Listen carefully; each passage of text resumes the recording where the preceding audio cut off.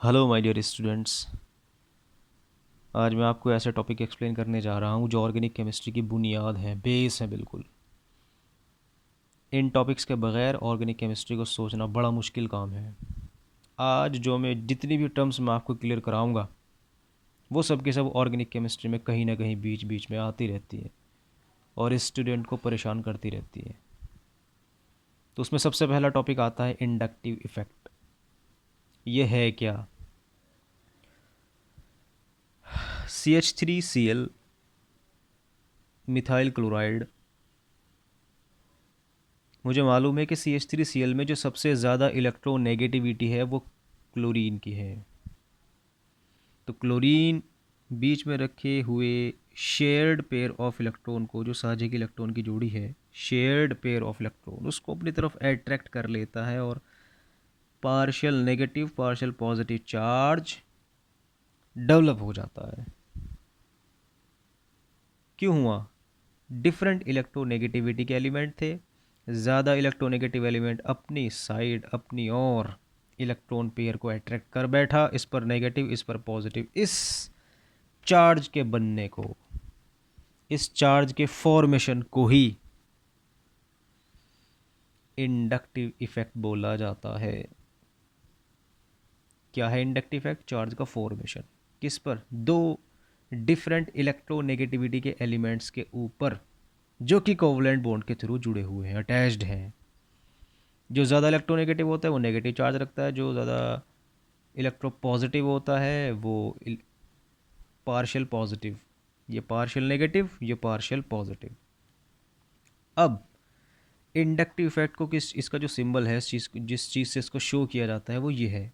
तो अगर मैं कहूँ कि इसका इंडक्टिव इफेक्ट दिखाओ, ठीक है, ये मैंने दिखा दिया। ऐसे दिखाया जाएगा।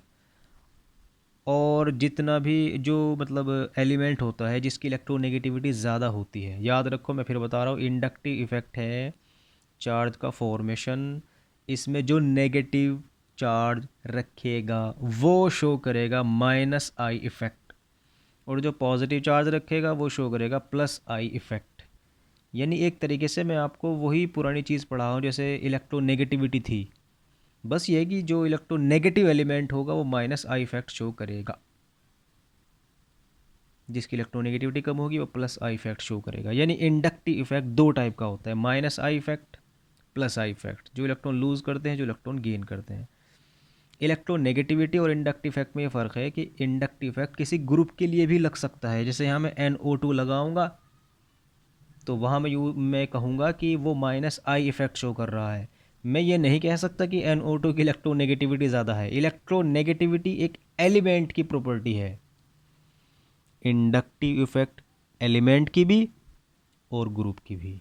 ठीक है, तो मैं आपको ये बता चुका। अब CH3 CH2 CH2 CH2 Cl, मैंने कहा भाई इन सब के सब कार्बन पर इंडक्टिव इफेक्ट दिखाओ। तो ये Cl है, जाहिर सी बात है, ये शेयर्ड पेयर ऑफ इलेक्ट्रॉन को, साझे की इलेक्ट्रॉन की जोड़ी को अपनी साइड खींचेगा, अट्रैक्ट करेगा। ये यहाँ आ जाएगी, इस पर नेगेटिव, इस पर पॉजिटिव आ जाएगा। अब जब इस पर पॉजिटिव क्यों आया ये आपको पता लग गया। इस पर पॉजिटिव इसलिए आया क्योंकि इलेक्ट्रॉन इधर शिफ्ट हो गए। इस पर पॉजिटिव आया है, इस पर पॉजिटिव आने की वजह से ये इस बॉन्ड के इलेक्ट्रॉन पेयर को अपनी ओर अट्रैक्ट करेगा कि यार मेरे पास पॉजिटिव है और इलेक्ट्रॉन पर क्या चार्ज है, नेगेटिव। तो मैं तो अपनी साइड शिफ्ट करूँगा। अब ये जो पेयर है वो थोड़ा सा इस साइड शिफ्ट हो जाएगा। इस साइड शिफ्ट होने पर इस पर पॉजिटिव आ जाएगा कि यार मैं क्या करूँ, तूने तो इधर इलेक्ट्रॉन पेयर अपनी तरफ अट्रैक्ट कर लिए। ये अपने ऊपर पॉजिटिव चार्ज आने की वजह से यहाँ पर रखे हुए इलेक्ट, समझ गए होंगे आप धीरे धीरे क्या करना है। अरे भाई सीधी सी बात है, कार्बन पर जब पॉजिटिव आएगा तो वो तो नेगेटिवली चार्ज जितनी भी चीज़ें हैं उन्हें अपनी तरफ अट्रैक्ट करेगा। आप जैसे जैसे दूर होते चले जाओगे इलेक्ट्रोनेगेटिव एलिमेंट से या माइनस आई इफेक्ट शो करने वाले एलिमेंट से, जितना दूर होते चले जाओगे वैसे वैसे इंडक्टिव इफेक्ट बढ़ता चला जाएगा। इस पर सबसे ज़्यादा है। बात समझ में आई? ओके, इंडक्टिव इफेक्ट का यूज़ क्या है, कहाँ यूज़ करते हैं, किस चीज़ के लिए इसका इम्पोर्टेंस है भाई, कहाँ? देखो मैं आपको बहुत अच्छा सा एग्जांपल बढ़ा रहा हूँ। CH3COOH, एक बात याद रखना, ये बेचारा मजबूर है, CH3 हमेशा plus I effect he show करता हुआ आया है और plus I effect he show करता है, ये मजबूर है। COOH कार्बोक्सिलिक एसिड एक ग्रुप है, वैसे तो इस पूरे का नाम एसिटिक एसिड है।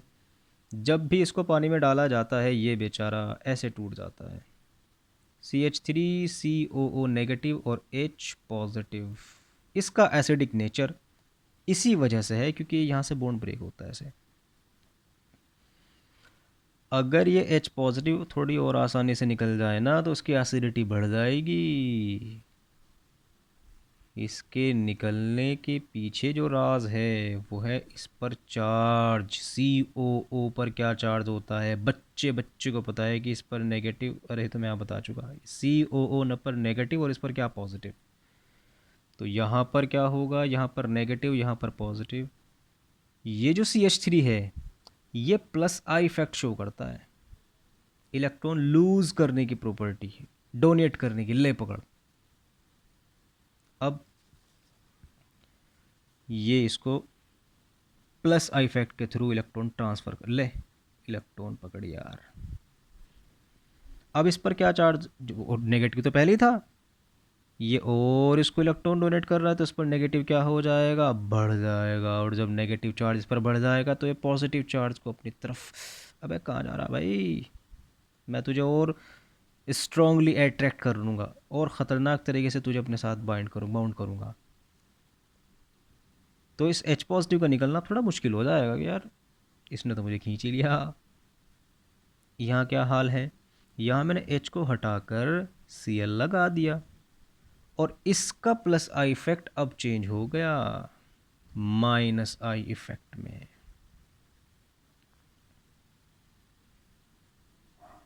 इलेक्ट्रॉन डोनेट करने की प्रॉपर्टी कन्वर्ट हो चुकी इलेक्ट्रॉन गेन करने की प्रॉपर्टी में, इलेक्ट्रॉन विड्रॉ करने की प्रॉपर्टी में, इलेक्ट्रॉन खींचने की प्रॉपर्टी में। अब COO पर चार्ज आएगा पॉजिटिव, इलेक्ट्रॉन विड्रॉइंग ग्रुप लग गया ना, इलेक्ट्रॉन खींचने वाला ग्रुप लग गया। और इस पर क्या चार्ज आएगा, पॉजिटिव, पॉजिटिव पॉजिटिव के बीच रिपल्जन, और H पॉजिटिव का निकलना हो गया आसान। ये ज़्यादा एसिडिक हुआ, ये ज़्यादा एसिडिक हुआ, ये वाला ज़्यादा एसिडिक हुआ। क्यों हुआ, क्योंकि इसके अंदर मैंने अटैच कर दिया माइनस आई इफेक्ट शो करने वाला ग्रुप। तो एक बात क्लियर हो जाती है, माइनस आई इफेक्ट शो करने वाले जितने भी ग्रुप या एलिमेंट होंगे सब के सब एसिडिटी को बढ़ा देते हैं। क्लियर कर दे मैंने आपको, ये कम एसिडिक है, ये ज़्यादा एसिडिक है बिकॉज ऑफ दिस ग्रुप। ठीक है, अब इसका उल्टा बोल दो। एक प्रॉपर्टी तो ये हो गई इंडक्टिव इफेक्ट का जो इम्पोर्टेंस है, हम किसी की एसिड की एसिडिटी पता लगा सकते हैं, एसिडिक स्ट्रेंथ के मतलब रिलेटिव एसिडिटी पता लगा सकते हैं हम कि भाई relative strength of acidic character, इन दोनों में ज़्यादा एसिडिक कौन था। उल्टा कर दो, अरे भाई अगर माइनस आई इफेक्ट शो करने वाला एसिडिटी इंक्रीज़ कर रहा है तो बेसिसिटी क्या करेगा, वो समझ गए। अगर प्लस आई इफेक्ट शो करने वाला एसिडिटी कम कर रहा है तो बेसिसिटी क्या करेगा, ये दूसरा। तो इस तरह हम प्लस आई इफेक्ट और माइनस आई इफेक्ट का यूज़ करते हुए एसिड की एसिडिटी बता देते हैं किसी दूसरे एसिड की कंपैरिजन में। ये टॉपिक आपका पूरी तरीके से कंप्लीट हो गया। क्या हो गया, कंप्लीट, मुकम्मल, बड़े काफ से। ओके, अब आते हैं इलेक्ट्रोमेरिक इफेक्ट पे। भाई इस उम्र गुजर जाती है लेकिन इस एरो का मतलब नहीं समझ में आ पाता, ये है क्या। देखो भाई, ये मैं ऐसी लैंग्वेज बोल रहा हूँ जो बच्चा स्टार्टिंग से केमिस्ट्री के साथ जुड़ा है, जिसका अभी अभी सामना हुआ इस सब्जेक्ट से, उसको भी दिमाग में रखते हुए, और जो काफ़ी टाइम से पढ़ रहा है उसको भी दिमाग में रखते बोल रहा हूँ। ये एरो इलेक्ट्रॉन का फ्लो बताता है, इलेक्ट्रॉन का बहाव कहाँ जा रहा है। ये जब सिंगल पे आता है उसको डबल कर देता है, डबल पे आता है उसको ट्रिपल कर देता है। एक बात, ट्रिपल से दूर जाता है उसको डबल, डबल से दूर जाता है सिंगल, सिंगल से दूर जाता है ख़त्म। किसी एटम पर आएगा उस पर इलेक्ट्रॉन डेंसिटी बढ़ा देगा, नेगेटिव चार्ज बढ़ा देगा। ये एरो इस चीज़ को बताता है इलेक्ट्रॉन का बहाव कहाँ जा रहे हैं। सिंगल पे उसको डबल कर देगा, माला माल, मतलब इलेक्ट्रॉन से भरपूर पूरी तरीके से, ख़तरनाक तरीके से उस पर इलेक्ट्रॉन एक्सेस कर देगा वो। अब जैसे ये है CO, बस है तो है। अब मैंने कहा कि यार मैं तेरी रिएक्शन HCN से कराना चाहता हूँ, तो HCN से एक मिनट रुक जाओ भाई, पहले मैं ज़रा इसके ऊपर चार्ज बना लूँ फिर करना। CO ने इससे बोला कि रुक जाओ, मैं पहले इसके ऊपर चार्ज बना लूँ। ये अब ये जब चार्ज डेवलप हो गया, इलेक्ट्रॉन कहाँ शिफ्ट हो गए, ऑक्सीजन पर। क्या चार्ज आ गया, नेगेटिव।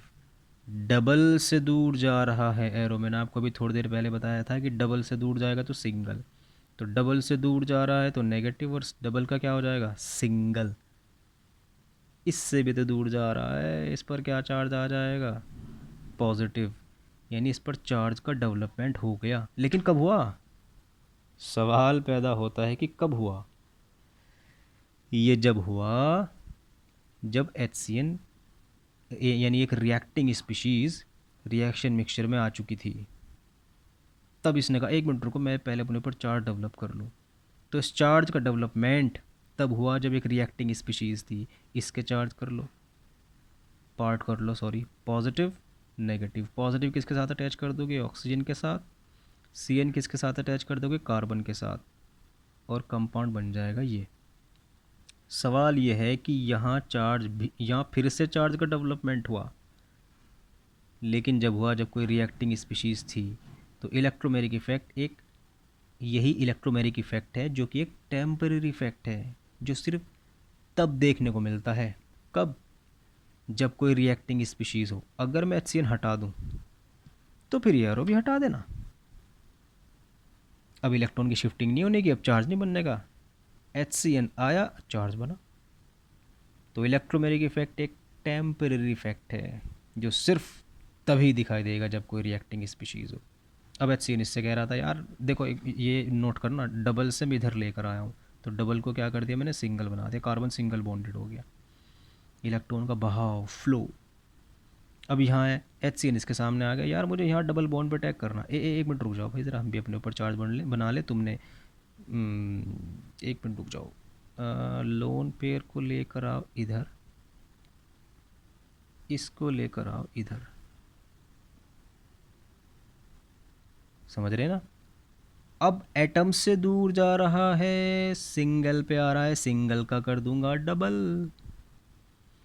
ऑक्सीजन से दूर जा रहा है तो ऑक्सीजन पर पॉजिटिव, ये डबल यहाँ जा रहा है तो इस पर नेगेटिव। इस पर पॉजिटिव नहीं लगाने का, मैं क्यों नहीं लगाने का, क्योंकि ये कह रहा मेरा अगर डबल इधर खो गया तो डबल इधर बन भी तो गया, तो पॉजिटिव मुझ पर ना लगाओ, पॉजिटिव तो उस पर लगेगा जहाँ से इलेक्ट्रॉन का फ्लो शुरू हुआ था, ऑक्सीजन से शुरू हुआ था। तो ऑक्सीजन से यहाँ पहुँचे इलेक्ट्रॉन, फिर यहाँ पहुँचे, करते करते इस पर नेगेटिव, इस पर पॉजिटिव। ये भी इलेक्ट्रोमेरिक इफ़ेक्ट है, जब HCN आया तब इससे पूछा गया।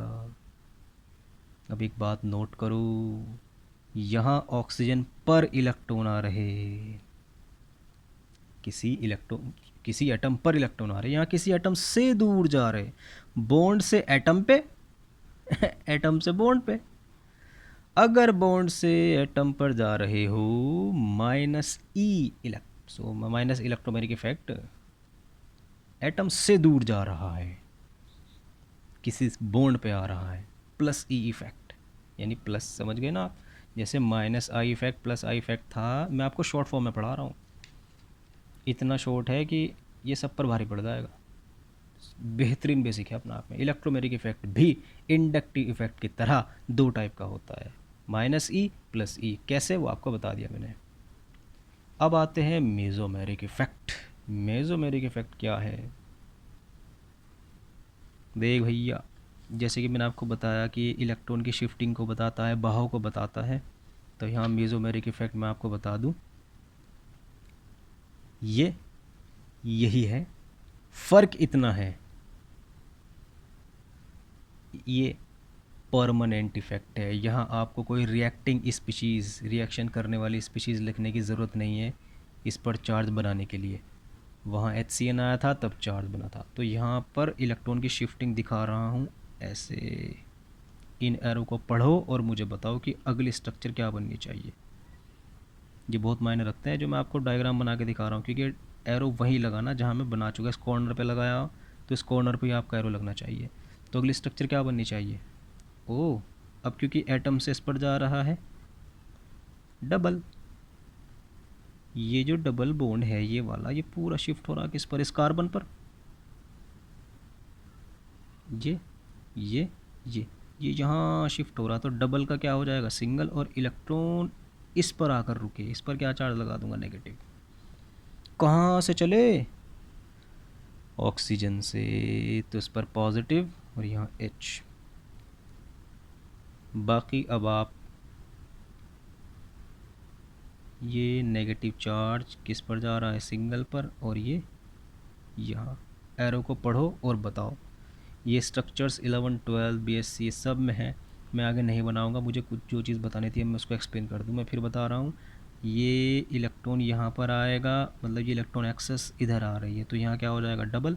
और ये डबल कहाँ जा रहा है? इस कॉर्नर पे, तो यहाँ क्या लगा दोगे आप? नेगेटिव। यानी वो नेगेटिव कहाँ चला जाएगा? इधर से इधर। फिर उस, खैर ये अब आगे स्ट्रक्चर आप देख लेना। मुझे क्या बताना था? मुझे बताना है मेसोमेरिक इफ़ेक्ट जिसके अंदर इलेक्ट्रॉन की शिफ्टिंग होगी किसी एटम से सिंगल बॉन्ड पर, डबल बॉन्ड से किसी एटम पर, डबल बॉन्ड से किसी एटम पर, कार्बन पर, या फिर किसी एटम से सिंगल पर। ठीक है। बेंजीन की एक ख़ास बात है कि जब भी इसके ऊपर कोई ऐसा ग्रुप लगा होता है जो सिंगल बॉन्डेड हो, इलेक्ट्रॉन विड्रॉ कर लेता है उससे बेंजीन, इलेक्ट्रॉन खींच लेता है उससे बेंजीन। बेंजीन के ऊपर लगा दे मैंने ऐसा ग्रुप जो डबल बॉन्डेड है, वहाँ तो सिंगल थे, ऑक्सीजन से हाइड्रोजन के बीच सिंगल बॉन्ड आता है। यहाँ है डबल बॉन्ड, तो बेंजीन को बोलेगा इलेक्ट्रॉन दूंगा नहीं, लूँगा ऐसे ऐसे। तो अब इन एरो को पढ़ो, क्योंकि आप इलेक्ट्रोमेरिक इफेक्ट में जी सीख चुके थे। इन एरो को पढ़ के अगली स्ट्रक्चर क्या होनी चाहिए? H single bond C। ये डबल कहाँ जा रहा है? इस ऑक्सीजन पे जा रहा है, तो ऑक्सीजन नेगेटिव। ये डबल कहाँ आ रहा है? डबल पर, वो सॉरी, डबल कहाँ आ रहा है? सिंगल पर, डबल। ये। अच्छा, इसका जोर कहाँ पे पड़ा? मतलब डबल से जब ये हो गया, जब डबल यहाँ पर शिफ्ट हो गया तो ये डबल हो गया। तो कार्बन कह रहा है ये वाला कि भाई तुम मेरा यहाँ डबल ना करके यहाँ डबल कर रहे हो, तो मेरे पे तो कोई फ़र्क नहीं पड़ा, मेरे तो वैलेंसी पूरी है। इस पर जोर पड़ा कि यार ये डबल था, अच्छा खासा, सिंगल हो गया, पॉजिटिव। ये एज इट इज़। देखो, वहाँ पॉजिटिव था, यहाँ नेगेटिव था। अब यहाँ पॉजिटिव आ गया, वहाँ नेगेटिव चला गया, यानी इलेक्ट्रॉन का फ्लो जो था बहते हुए यहाँ पहुँच गया। इलेक्ट्रॉन यहाँ से चले थे, आ गया नेगेटिव, यहाँ पर पॉजिटिव। अब अगली स्ट्रक्चर ये तुम खुद बनाओगे, ये आपको होमवर्क है ये वाली। इस बॉन्ड को शिफ्ट कर रहा हूँ किस पर? सिंगल बॉन्ड पर, तो ये सिंगल क्या हो जाएगा? डबल। और पॉजिटिव कहाँ पहुँच जाएगा? यहाँ पर। क्यों? क्योंकि ये कार्बन कह रहा है कि चाहे तुम यहाँ मेरा डबल बॉन्ड बना दो, चाहे यहाँ डबल बना दो, मेरे पे कोई फ़र्क नहीं पड़ने का, यहाँ पॉजिटिव आ जाएगा अगली स्ट्रक्चर में। तो मेसोमेरिक इफेक्ट में क्या है? ये मेसोमेरिक इफेक्ट में भी इलेक्ट्रॉन की शिफ्टिंग होती है किसी एटम से सिंगल बॉन्ड पर, डबल बॉन्ड से किसी एटम पर, या किसी बॉन्ड से किसी बॉन्ड पर। डबल से कहाँ गया? सिंगल पर। बोलो, बात समझ में आई या नहीं? 3 टॉपिक। हाँ, याद, ये तो भूल ही यार मैं। अगर बेंजीन पर कोई ऐसा ग्रुप लगा हुआ है जो इलेक्ट्रॉन डोनेट कर ले यार, तो ले ले प्लस M इफेक्ट। और अगर बेंजीन पर ऐसा ग्रुप लगा हुआ है जो बेंजीन से इलेक्ट्रॉन ले रहा हो, -M। यानी मतलब वही है, इलेक्ट्रोनेगेटिव है। जिस तरह ये था भाई, तू ज़्यादा इलेक्ट्रोनेगेटिव है तो -I इफेक्ट शो करूँगा। सॉरी हाँ, मतलब माइनस आई इफेक्ट था। और यहाँ पर, यहाँ इलेक्ट्रॉन का दबदबा, इसका ऑक्सीजन का दबदबा था माइनस ई, इलेक्ट्रोनेगेटिव एलिमेंट की तरफ शिफ्ट हो रहे ना, यहाँ भी यही हुआ, ऑक्सीजन की तरफ शिफ्ट हुए, माइनस एम। तीन इफेक्ट हो गए, तीन के तीन टाइप हो गए, एक्सप्लेनेशन भी हो गया आपका। उसके बाद लास्ट टॉपिक रेजोनेंस क्या है। देखो मैं इसकी डेफिनेशन दूँ, दिमाग की कम अकली को रेजोनेंस कहते हैं। जब दिमाग में कम अकल काम करे तब रेजोनेंस जैसी बातें सामने आती है। साइंटिस्ट लड़ रहे थे आपस में, मैं जब गया मशवरा करा गया था कि बेंजीन तो ऐसा है, ठीक है बहन जी, वो सॉरी ठीक है बेंजीन, ओह सॉरी बेंजीन तो ऐसा है, नहीं नहीं यहाँ सिंगल नहीं, यहाँ तो डबल है, अरे और यहाँ सिंगल नहीं यहाँ डबल।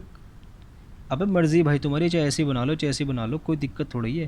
अब लड़ रहे भिड़ रहे पता नहीं क्या क्या, अबे नहीं यहाँ है सिंगल, नहीं यहाँ डबल है, यहाँ डबल नहीं यहाँ सिंगल, पता नहीं क्या क्या। एक बेंजीन को बताने के लिए दो दो स्ट्रक्चर के बीच लड़ाई चल रही थी। फिर मैं आया, मैंने उनके बीच लड़ाई कम करा के मशवरा कराया कि देखो ना तुम्हारी ऐसा है, ऐसा सर्कल सा बना लो, और इसमें डबल भी है इसमें सिंगल भी है।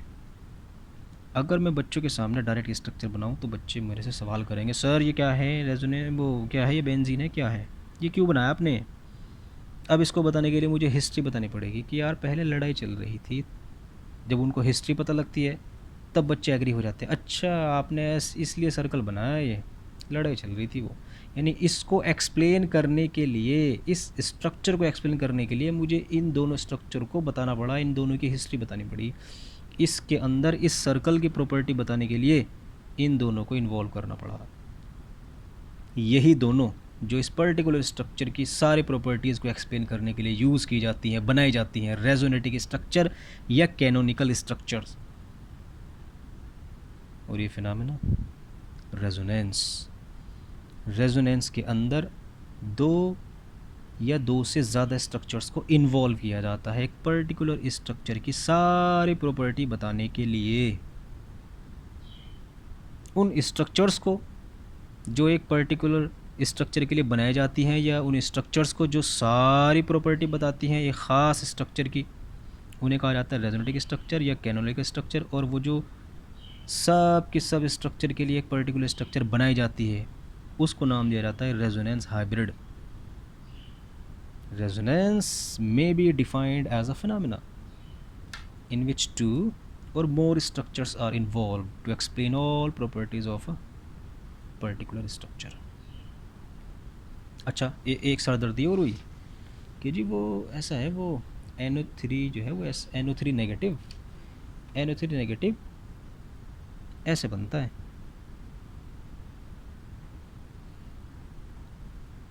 बस वही दिमाग में कीड़ा काटा, नहीं नहीं नहीं नहीं, ऐसे ऐसे सर ऐसे बनता है, ऐसे ऐसे ऐसे।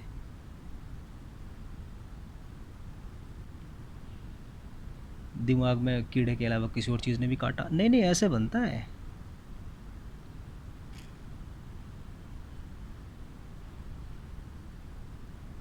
अब दिमाग के कम अकलो, बात तो एक ही है।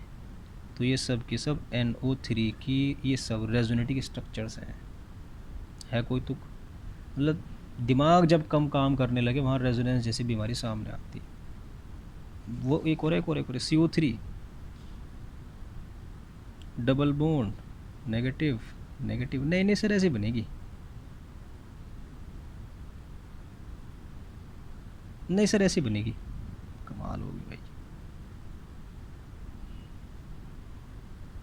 ये है तीनों की तीनों रेजोनेटिक स्ट्रक्चर किसकी, CO3 2 नेगेटिव। ये कमाल हो गया भाई। मुझे बुलाया गया था, जिस जगह ये बातें हो रही थी मैं तो धमका गया था, उनको धमका गया था बहुत अच्छी तरीके से। मेरे पास इन फालतू बातों के लिए टाइम नहीं है, बस वो चुप हो गए थे। खैर ये रेजोनेंस आपको समझ में आ गया। एक पर्टिकुलर हाँ एक चीज़ और, इस पूरे की एनर्जी है 6 और इसकी एनर्जी है 3। ठीक है, रेजोनेंस हाइब्रिड और one of the canonical structures, किसी एक स्ट्रक्चर को उठाना है, इसकी एनर्जी 3 है, इसकी एनर्जी है 6। एक रेजोनेटिक स्ट्रक्चर और रेजोनेंस हाइब्रिड, इनके बीच जो एनर्जी का डिफरेंस, कितना डिफरेंस आ रहा है, 3 का डिफरेंस आ रहा है। Resonance energy. ठीक है, energy difference between one of the canonical structure and resonance hybrid. Resonance hybrid की जो एनर्जी है और जो एक कैनोनिकल स्ट्रक्चर की एनर्जी है, उनके बीच जो एनर्जी का डिफरेंस होता है उसे कहा जाता है रेजोनेंस एनर्जी।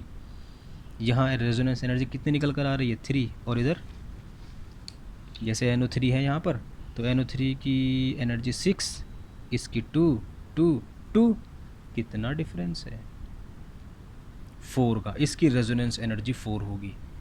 अब सेंटेंस सुन लो दो, जिसकी जितनी ज़्यादा रेजोनेटिक स्ट्रक्चर होती है, जिसकी जितनी ज़्यादा रेजोनेटिक स्ट्रक्चर्स होती हैं वो कंपाउंड उतना ही ज़्यादा स्टेबल होता है। दूसरा सेंटेंस, रेजोनेंस एनर्जी जिसकी जितनी ज़्यादा होगी वो उतना ज़्यादा स्टेबल होगा। बात एक ही है वैसे, क्यों? क्योंकि इसकी भी रेजोनेंस एनर्जी कितनी आई थी, 3, वहाँ कितनी आई थी, 4। अब 4 इसलिए तो आई थी क्योंकि रेजोनेटिक स्ट्रक्चर्स ज़्यादा थी। तो चाहो तो ये बोल दो जिसकी जितनी ज़्यादा रेजोनेटिक स्ट्रक्चर, या ये बोल दो जिसकी जितनी ज़्यादा रेजोनेंस एनर्जी। अब रेजोनेंस एनर्जी भी तो उन्हीं की ज़्यादा होगी जिनकी रेजोनेटिक स्ट्रक्चर्स ज़्यादा होंगी। बस ये मैंने आपको एक्सप्लेन कर दिया। मैं फिर से बता रहा हूँ, मेरा वीडियो बनाने का इंटेंशन सिर्फ इतना ही है कि ये बात, ये नॉलेज उन बच्चों तक पहुँचे जो बेचारे ट्यूशन नहीं लगा पाते और एक अच्छे टीचर की तलाश में पूरा क्लास बिता देते हैं, वो ट्यूशन चेंज करते करते यार एक अच्छा टीचर नहीं मिला। तो प्लीज़ अगर आपको ये वीडियो अच्छी लगी है तो उन बच्चों को ज़रूर भेजें कि यार ये उसको फ़ायदा पहुँचा देगा। ठीक, आज के लिए इतना ही। थैंक यू, धन्यवाद, बाय।